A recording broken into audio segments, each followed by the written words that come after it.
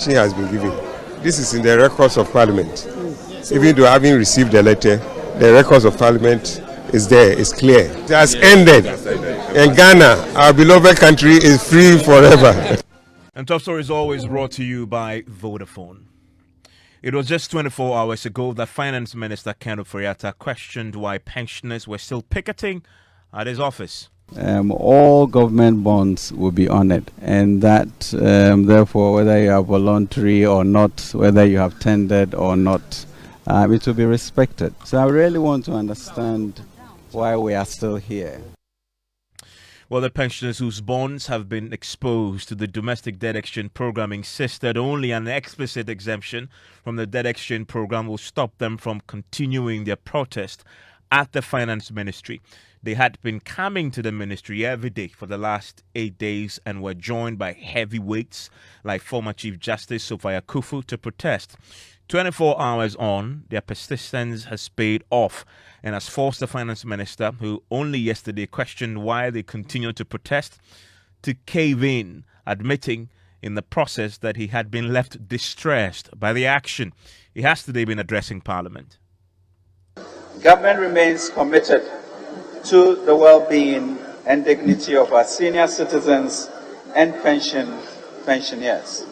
Indeed, it has personally, Mr. Speaker, caused me great distress as a number of our pensioners have picketed at the premises of the Ministry of Finance since Monday, February 6, 2023.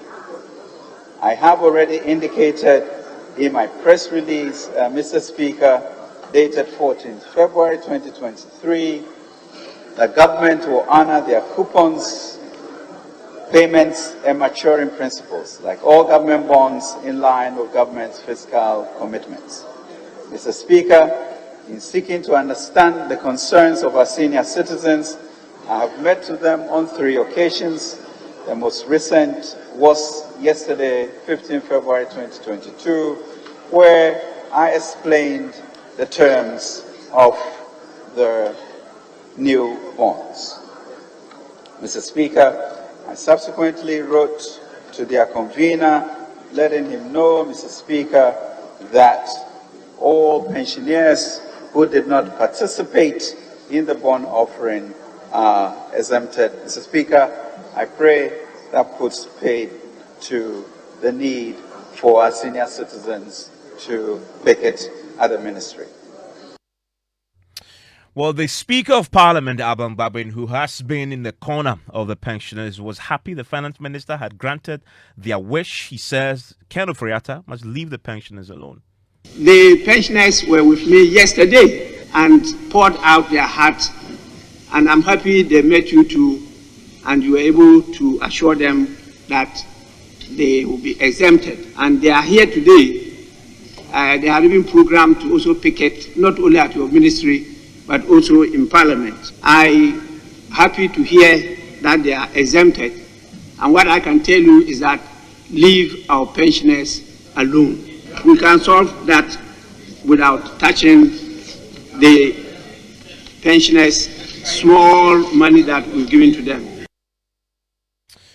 Well, we're learning from the pensioners that shortly after that particular briefing today, they still had not received that letter communicating the exemption, but convener of the Individual Pensioners Bondholders Forum, Dr. Edu Ananienchi, says they have nonetheless called off their protests, which of course they've been on since the early days of the announcement of the debt exchange program. And he himself has been speaking in Parliament to my colleagues there about the expectation. We are expecting that tomorrow they will not be heading to the Finance Ministry for another protest, because obviously they believe that the Finance Minister's word, having been recorded in Parliament, is enough.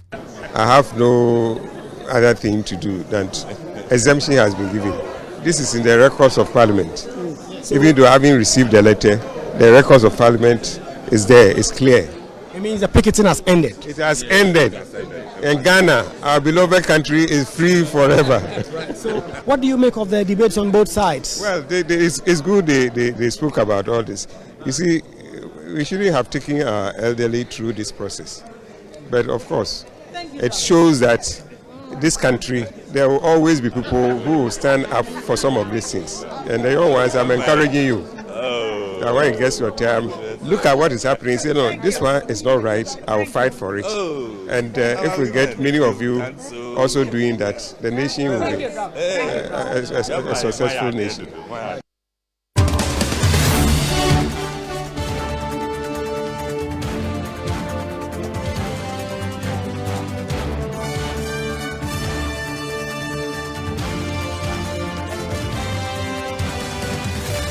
Let's get an update from Dr. Edwin Ananientwi, who leads that group, joins us on the line right now.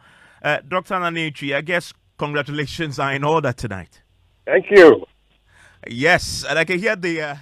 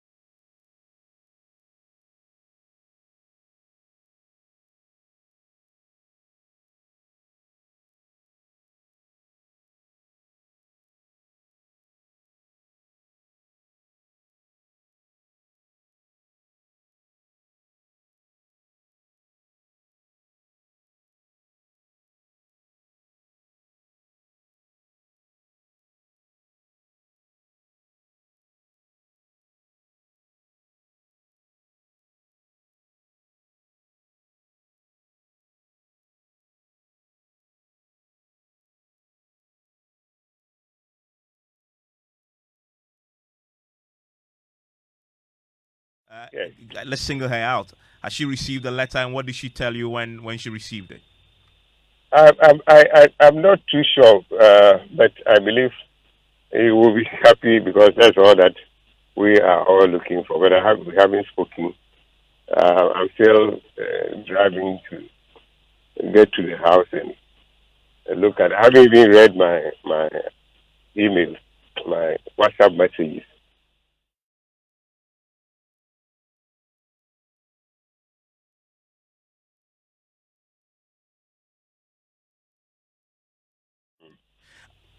I am grateful, Dr. Edwina Nienchi. We are also grateful. We will be talking to you again, I'm pretty sure. That's Dr. Edu Anani Enkri, the man who led gallantly from the front when it came to the Individual Pensioners Bondholders Forum, securing what they've been asking for all along, an exemption. I want to bring in right now the minority leader, Dr. Kaisel Atofosing, who was on the floor today and introduced another dimension to the exemption. He has been pushing today on the floor for a parliamentary resolution covering this exemption. And he joins us on the line right now with further clarity about that. Thank you very much, Dr. Forson. Thank you, Evans. Please explain. I heard you on the floor pushing for a parliamentary resolution. Explain to me what that is and what you want to achieve with that. Okay, so Evans, to start with, our intention today was to serve a notice that tomorrow the NDC minority will be filing a motion to compel the government to exempt individual bondholders and pension funds and pensioners from the domestic debt exchange. There's another motion that we are contemplating to get the minister responsible for finance to bring the whole debt exchange to Parliament for approval. Because obviously the Constitution is clear on this matter, that before you go for a loan, the terms and Constitution must be approved by Parliament. The Public Financial Management Act also affirms this position. And so what the minister is doing is engaging in illegality, and we feel strongly about this. So expect a motion to be filed by the NDC minority tomorrow. And explain to me, the finance minister told you today that he has now written, and that was just confirmed by Dr. Duana Nyenchi, explicitly granting them the exemption. The parliamentary resolution, what will that do to this? Okay, so that is one step. The other leg has to do with the individual bondholders who are also not pensioners. We're going to push so that they can also recognize them as such. We do not expect that individuals who have had faith in our government over the years, who have saved their money and have invested in risk-free, we believe that those people should not be made to suffer and to go through what the banks or any other person is going through. So we are going to ensure that the minister grants what we call issuer's exemption to those ones as well. Because obviously the right for an issuer exemption is different from the right from self-exemption.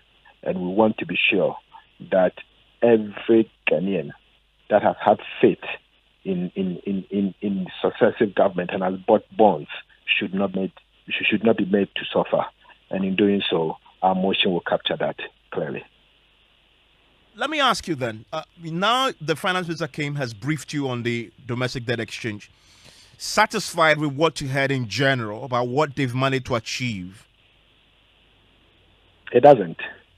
We are very unsatisfied. We believe that the IMF program was poorly negotiated.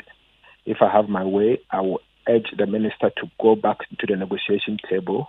I will ask His Excellency the President to allow other well-meaning Ghanaians, particularly professionals, to join the minister responsible for finance to negotiate a better deal. Because the kind of negotiation that he did and the kind of deal that he has brought to Ghana is such a terrible one, and in the end it's going to affect the country big time. So clearly, the contours of the IMF negotiation is not in the interest of the country. I mean, countries have gone through this, and countries that have gone through that restructuring, particular attention has been placed on domestic debt exchange, because it should be done in such a way that you don't hurt the domestic economy. But what the minister is doing now clearly is going to hurt the domestic economy, and that's a major worry. I'm grateful, Dr. Forsing, for your time. That's the minority leader, Dr. Kaysalata Forsing, talking to us on the back of what has happened today in Parliament. We'll have more for you on Newsnight on this. We'll be exploring what the Finance Minister had detailed today is the next leg of this major battle and the race against time to get an IMF Executive Board approval in March, and what they are doing currently to get the bilateral and commercial creditors to agree to sit down, talk, and restructure our debt. But also today on the floor of Parliament, there was a very heated contribution from both sides on the back of the Finance Minister's address and the briefing. The one that is catching a lot of attention and is attracting a lot of, raising a lot of